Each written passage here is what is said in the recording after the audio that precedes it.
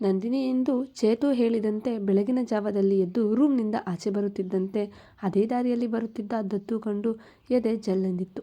ತಟ್ಟನೆ ತನ್ನ ಜಾಗಕ್ಕೆ ತೆರಳಿ ಬೆಡ್ಶೀಟ್ ಒದ್ದು ಮಲಗಿರುವಂತೆ ಮಲಗಿಬಿಟ್ಟಳು. ಸ್ವರ ರೂಮ್ಗೆ ಬಂದ ದತ್ತು ಸ್ವರ ಹಣೆಗೆ ಮುತ್ತಿಟ್ಟು ನಂದಿನಿ ಕಡೆ ತಿರುಗಿಯೂ ನೋಡದೆ ಹೋಗಿದ್ದ.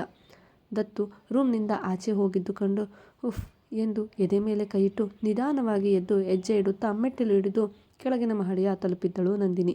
ಇಡೀ ಹಾಲ್ ಖಾಲಿಯಾಗಿತ್ತು. ಇನ್ನೂ ಯಾರೂ ಎದ್ದಿಲ್ಲ ಎಂದು ಅದರಿಂದ ಗೊತ್ತಾಗುವಂತಿತ್ತು. ಸುತ್ತ ದತ್ತುಗಾಗಿ ಕಣ್ಣಾಡಿಸಿದ ನಂದಿನಿಗೆ ಅಲ್ಲೇ ಯಾರೋ ಓಡಾಡಿದ ಶಬ್ದ ಕೇಳಿಸಿ ಮೆಲ್ಲಗೆ ಹೆಜ್ಜೆ ತೆಗೆದು ಶಬ್ದ ಕೇಳಿದ ಕಡೆಗೆ ನಡೆದಿದ್ದಳು. ಒಂದು ಸುಂದರ ರೂಮ್ ಎದುರಿಗೆ ಬಂದಿತ್ತು. ಡೋರ್ ಅರ್ಧ ತೆರೆದಿತ್ತು. ಅರ್ಧ ಕದದಲ್ಲಿಯೇ ಕತ್ತು ತೂರಿದ ನಂದಿನಿಗೆ ಹೃದಯ ಕಲಕುವ ದೃಶ್ಯ ಸ್ವಾಗತಿಸಿತ್ತು. ದತ್ತು ನೈಟ್ ಸೂಟ್ ಮೇಲೆ ಒಂದು ಏಪ್ರೋನ್ ಧರಿಸಿ ರೂಮ್ ಕ್ಲೀನ್ ಮಾಡುತ್ತಿದ್ದ. ಇಡೀ ರೂಮ್ ಅಸ್ತವ್ಯಸ್ತವಾಗಿತ್ತು. ರೂಮಿನ ಬೆಡ್ ಮೇಲೆ ಯಾರೋ ಮಲಗಿದ್ದರು. ಶರೀರವೇನೂ ಕುಗ್ಗಿರಲಿಲ್ಲ, ಆದರೆ ಮಾನಸಿಕ ಅಸ್ವಸ್ಥತೆಯಂತೂ ಅವರ ಮುಖದ ಮೇಲೆ ಛಾಯೆಯಾಗಿ ಕಾಣಿಸುತ್ತಿತ್ತು. ಅವರನ್ನು ನೋಡಿದ ನಂದಿನಿಗೆ ಅದೇ ದಕ್ಷತ್ ಎಂಬುದು ಅರ್ಥವಾಗಲು ತುಂಬ ಸಮಯವೇನೂ ತೆಗೆದುಕೊಳ್ಳಲಿಲ್ಲ.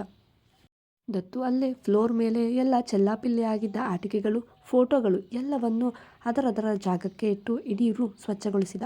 ಅಲ್ಲಿಯ ತನಕ ಅದೇನೋ ನೋಡುತ್ತಾ ನಿಂತಿದ್ದ ನಂದಿನಿ ಕೊನೆಯಲ್ಲಿ ಕಂಡಿದ್ದು ಆಘಾತದ ವಿಚಾರ. ಅದೇನೆಂದರೆ ದತ್ತು ಕೈಗೆ ಗ್ಲೌಸ್ ಧರಿಸಿ ಇಂಜೆಕ್ಷನ್ ಟ್ಯೂಬ್ ಬಡಿದು ಮಲಗಿದ್ದ ವ್ಯಕ್ತಿಗೆ ಇಂಜೆಕ್ಟ್ ಮಾಡಿದ್ದ. ಇದೇನಿದು? ಈ ಮನುಷ್ಯ ಒಬ್ಬ ಪೇಷಂಟ್ಗೆ ಈ ರೀತಿ ಇಂಜೆಕ್ಷನ್ ಮಾಡಬಹುದಾ? ಇದು ತಪ್ಪು ತಾನೇ? ಇವನು ಇಂಜೆಕ್ಷನ್ ಮಾಡ್ತಿದ್ದಾನಲ್ಲ, ಇವಿದೇನು ಇವನು ಸಕಲ ವಿದ್ಯಾ ಪರಿಣಿತ ಅಂದ್ಕೊಂಡಿದ್ದಾನೇನೋ? ಇದನ್ನೆಲ್ಲ ಪ್ರಶ್ನೆ ಕೇಳಬೇಕು ಅನ್ನಿಸಿ ಹೆಜ್ಜೆ ಮುಂದೆ ಇಟ್ಟವಳಿಗೆ ಸ್ವರ ದನಿ ಕೇಳಿಸಿತ್ತು. ಸ್ವರ ಜೋರಾಗಿ ಅತ್ತ ದನಿ ಕೇಳಿದಾಗ ಅವಳಿಗೆ ನೆನಪಾಗಿದ್ದು, ನಾನು ಸ್ವರಳನ್ನು ಕೋಣೆಯಲ್ಲಿ ಒಬ್ಬಳನ್ನೇ ಬಿಟ್ಟು ಬಂದಿದ್ದೇನೆ ಎಂದು. ಬೇಗ ಬೇಗ ಅಲ್ಲಿಂದ ಸ್ವರ ರೂಮ್ ಕಡೆ ನಡೆದ ನಂದಿನಿ ನಿದ್ದೆಯಲ್ಲೇ ಕನವರಿಸಿ ಅಳುತ್ತಿದ್ದ ಸ್ವರಾಗೆ ಸಮಾಧಾನ ಮಾಡಿ ತಲೆ ನೀವರಿಸಿ ನಿದ್ದೆಗೆ ಜಾರಿಸಿದ್ದಳು. ಪ್ರತಿದಿನವೂ ಇದೇ ರೀತಿ ಸ್ವರ ನಿದ್ದೆಯಲ್ಲಿ ಏನೇನೋ ಕನವರಿಸಿ ಹೇಳುತ್ತಿದ್ದು ಇವಳಿಗೆ ಅಭ್ಯಾಸವಾಗಿತ್ತು. ಅಷ್ಟರಲ್ಲಿ ಸೂರ್ಯನು ತನ್ನ ಉದಯದ ಮುನ್ಸೂಚನೆಯನ್ನು ನೀಡುವಂತೆ ತನ್ನ ಕಿರಣಗಳನ್ನು ಹೊರಹೊಮ್ಮಿಸುತ್ತಿದ್ದ. ತಲೆಯಲ್ಲಿ ಮೊದಲಿಗಿದ್ದ ಅನುಮಾನಗಳಿಗಿಂತ ಚೇತು ಮಾತು ಕೇಳಿ ದತ್ತುವನ್ನು ಹಿಂಬಾಲಿಸಿ ಮತ್ತಷ್ಟು ಅನುಮಾನಗಳನ್ನು ತಲೆಯಲ್ಲಿ ತುಂಬಿ ಭಾರವನ್ನು ಹೊತ್ತು ವಾಶ್ರೂಮ್ ಕಡೆ ನಡೆದ ನಂದಿನಿ ಗೊತ್ತಲ್ಲ 10 ನಿಮಿಷದಲ್ಲಿ ವಾಪಸ್ಸಾಗಿದ್ದಳು. ತಲೆಯಲ್ಲಿ 1000 ಪ್ರಶ್ನೆಗಳು, ಆದರೆ ಕೇಳಲು ಸರಿಯಾದ ದಾರಿ ಅವಳಿಗೆ ಕಾಣಿಸುತ್ತಿಲ್ಲ. ಯಾರನ್ನು ಕೇಳುವುದು, ಹೇಗೆ ಕೇಳುವುದು ಅವಳಿಗೆ ಅರ್ಥವಾಗುತ್ತಿಲ್ಲ. ಆ ವ್ಯಕ್ತಿಯ ಬಗ್ಗೆ ಕೇಳಿದರೆ ಅಥವಾ ಅಲ್ಲಿ ಈಕೆ ನೋಡಿದ್ದನ್ನ ಕೇಳಿದರೆ ಈಕೆ ಕದ್ದು ದತ್ತು ಮಾಡಿದ್ದ ಕೆಲಸವನ್ನೆಲ್ಲ ನೋಡಿರುವುದು ಗೊತ್ತಾಗುತ್ತಿತ್ತು ಮತ್ತು ದತ್ತುವನ್ನು ಹಿಂಬಾಲಿಸುತ್ತಿದ್ದಾಳೆ ಎಂಬುದು ಎಲ್ಲರಿಗೂ ತಿಳಿಯುತ್ತಿತ್ತು. ಆದರೆ ಈ ಅಮಾಯಕ ಪೇಷಂಟ್ಗೆ ಯಾರ್ಯಾರು ಯಾವ್ಯಾವುದೋ ಇಂಜೆಕ್ಷನ್ ಕೊಡುವುದನ್ನು ಈಕೆ ಕಣ್ಣಿಂದ ನೋಡಲು ಆಗುತ್ತಿರಲಿಲ್ಲ. ಅದು ಅವಳ ವೃತ್ತಿಧರ್ಮಕ್ಕೆ ಆಕೆ ಮೋಸ ಮಾಡುತ್ತಾಳೇನೋ ಅನ್ನಿಸುತ್ತಿತ್ತು. ಹಾಗಾಗಿ ಸುಚೇತನ್ಗಾಗಿ ಕಾಯುತ್ತಾ ಕುಳಿತಳು ನಂದಿನಿ. ಹೀಗೆ ವಾರಗಳು ಕಳೆದಿದ್ದವು. ಸ್ವರ ಬ್ಯಾಂಡೇಜ್ ತೆಗೆಯಲಾಗಿತ್ತು. ನಂದಿನಿ ಸಹಾಯದಿಂದ ಹೆಜ್ಜೆ ಇಡಲು ಶುರು ಮಾಡಿದ್ದಳು ಸ್ವರ. ನಂದಿನಿಗಂತೂ ಸುಚೇತನ್ಗಾಗಿ ಕಾದು ಕಾದು ಸಾಕಾಗಿ ಸುಚೇತನ್ ಮಾತ್ರ ವಾರದಿಂದ ಮನೆಯ ಕಡೆ ತಲೆ ಹಾಕಿರಲಿಲ್ಲ. ನಂದಿನಿ ಬಂದಿದ್ದ 2 ತಿಂಗಳ ಒಪ್ಪಂದದಲ್ಲಿ ಈಗಾಗಲೇ 45 ದಿನ ಮುಗಿದಿತ್ತು. ಈಕೆಯಂತೂ ಕೆಲಸದಲ್ಲಿ ತುಂಬ ಶಿಸ್ತು. ಅದಕ್ಕೆ ತಕ್ಕಂತೆ ಸ್ವರ ಉದಾಹರಣೆಯಾಗಿ ರೆಡಿಯಾಗಿದ್ದಳು. ಆದರೆ ಈಕೆಗೆ ಈ ಮನೆಯ ಜಂಜಾಟಗಳು ಅರ್ಥವಾಗುತ್ತಿರಲಿಲ್ಲ. ಏನೋ ಗೊಂದಲಮಯವಾಗಿತ್ತು ಬಂಗಲೆ. ಹಾಗಾಗಿ ಇಲ್ಲಿಂದ ಆಚೆ ಹೋಗುವುದಕ್ಕಾಗಿಯೇ ಕಾಯುತ್ತಿದ್ದಳು. ಅದಕ್ಕೆ ತಕ್ಕಂತೆ 45 ದಿನ ಮುಗಿದಿರುವ ನೆನಪಾಗಿ ಖುಷಿಯಾಗಿತ್ತು.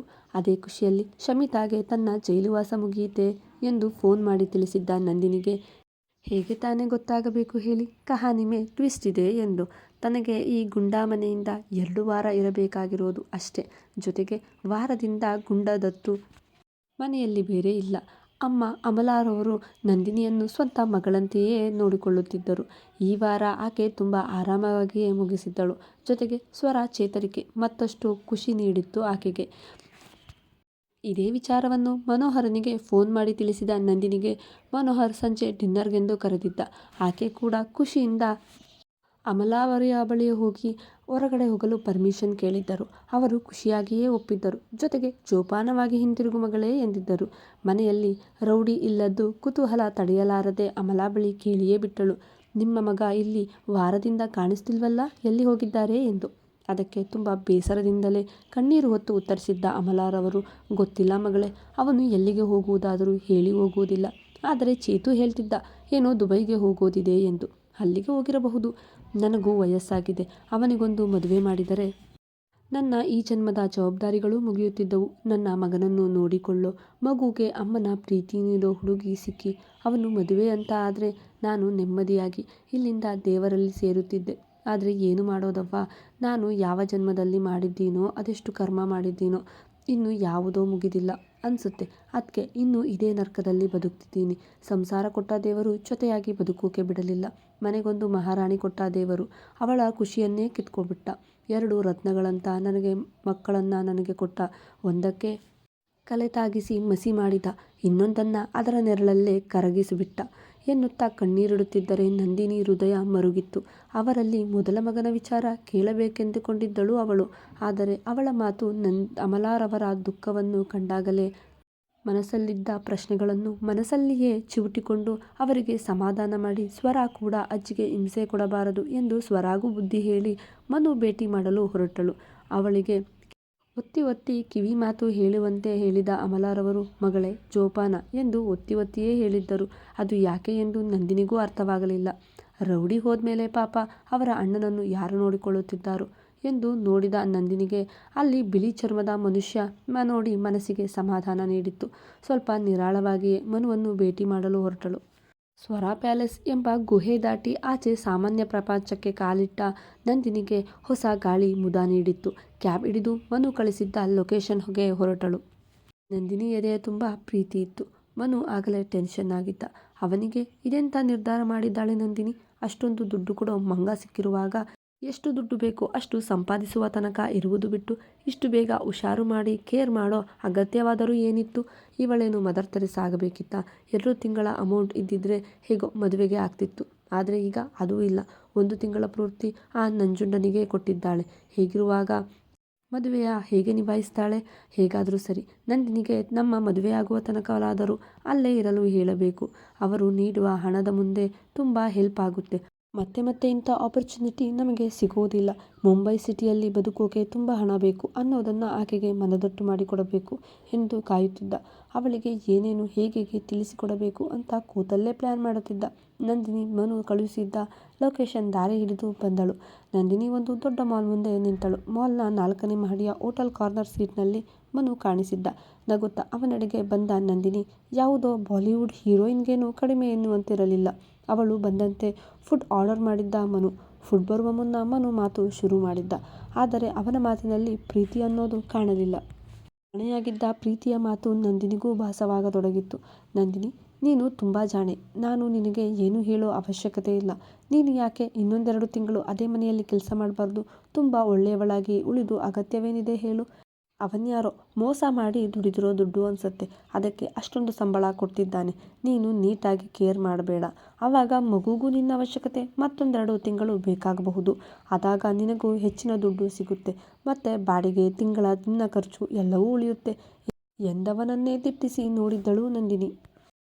ಮನು ತನ್ನ ಮಾತು ಅರ್ಥ ಮಾಡಿಸಲು ಮುಂದಾದಾಗ ನಂದಿನಿ ನಗುತ್ತಾ, ಏನು ನನ್ನನ್ನೇ ಫ್ರ್ಯಾಂಕ್ ಮಾಡಬೇಕು ಅಂದ್ಕೊಂಡಿದ್ದೀಯಾ? ಬೇಡಪ್ಪ, ಅವನ ದುಡ್ಡು ಬೇಡ, ಆ ಜೈಲುವಾಸವೂ ಬೇಡ ಎಂದು ನಗುವ ನಂದಿನಿ ಮನು ಮುಖ ಗಂಟಿಕ್ಕಿ ಹೇಳಿದ್ದ. ಇಲ್ಲ ನಂದಿನಿ, ನಾನು ನಿಜ ಹೇಳ್ತಿದ್ದೀನಿ. ನಿನಗೆ ಫ್ರ್ಯಾಂಕ್ ಮಾಡೋ ಅವಶ್ಯಕತೆ ನನಗಿಲ್ಲ. ನೀನು ಲೈಫ್ನ ಪ್ರಾಕ್ಟಿಕಲ್ ಆಗಿ ಯೋಚನೆ ಮಾಡು. ನಿನ್ನ ಸೇವಿಂಗ್ಸ್ ಎಲ್ಲ ನಿನ್ನ ತಂಗಿಗೆ ಅಂತ ಅರ್ಧ ಖರ್ಚು ಮಾಡಿದ್ದೀಯಾ. ಇನ್ನು ಇವುಗಳು ನಿನ್ನ ಸಂಬಳವನ್ನು ನಂಜುಂಡನಿಗೆ ಕೊಟ್ಟಿದ್ದೀಯಾ ತಾನೇ?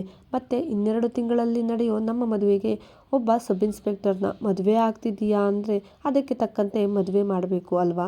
ಆ ಖರ್ಚಿನ ದುಡ್ಡು ಬೇಕು ತಾನೇ? ನಾನು ಹೇಳ್ತಿರೋದಾ ಕೇಳು, ಆಮೇಲೆ ನೋಡೋಣ.